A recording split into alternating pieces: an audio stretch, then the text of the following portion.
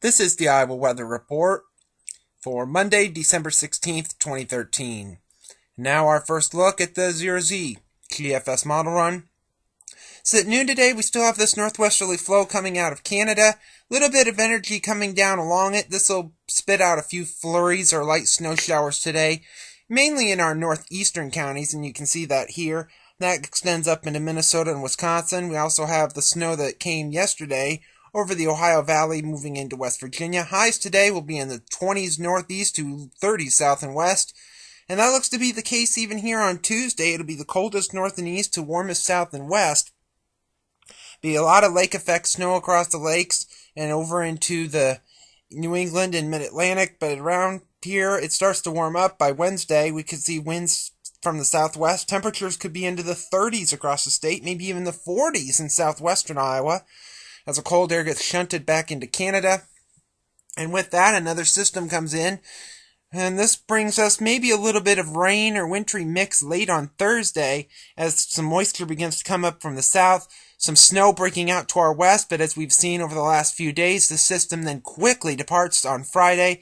So we could see a quick changeover to some light snow or flurries before ending quickly early Friday.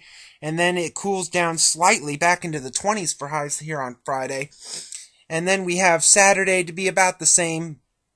Temperatures roughly, maybe a tad below seasonal levels. Some rain across the Ohio Valley, the south, and into Texas and northern Mexico. And then that system then really begins to organize here.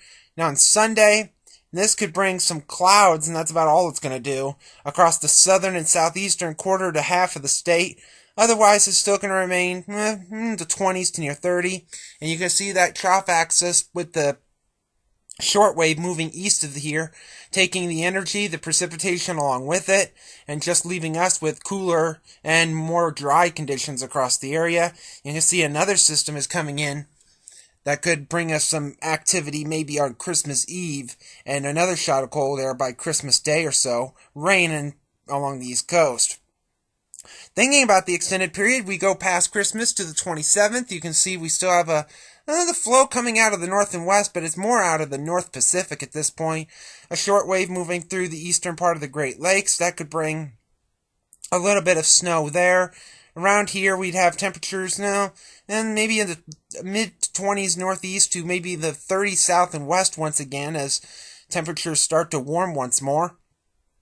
And then at the end of the forecast, New Year's Eve, you can see a big trough starting to dig in across the Pacific Northwest once again. Another shortwave moving through Canada near or just south of James Bay.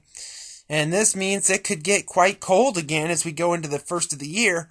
But here on New Year's Eve, it looks to be rather tranquil. Maybe a few more clouds than anything, and highs near seasonal levels if this is to be correct. The satellite image from last evening, we had one disturbance moving through Illinois and Missouri with a few clouds and a little bit of snow activity. Another one off to our west that'll do the same thing later today. And a couple of clouds scattered in the west and the southeast as well.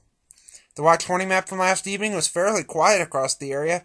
Some lake effect snow issues across the eastern Great Lakes. Wind chill advisory in northern Minnesota. Freeze warning in South Texas. And a few issues out west as well. The QPF chart precipitation over the next 5 days through Friday evening at 6 o'clock showing any precipitation will be likely the heaviest in the Great Lakes, down in the mid-south into the southeast, and maybe in the Pacific Northwest as well.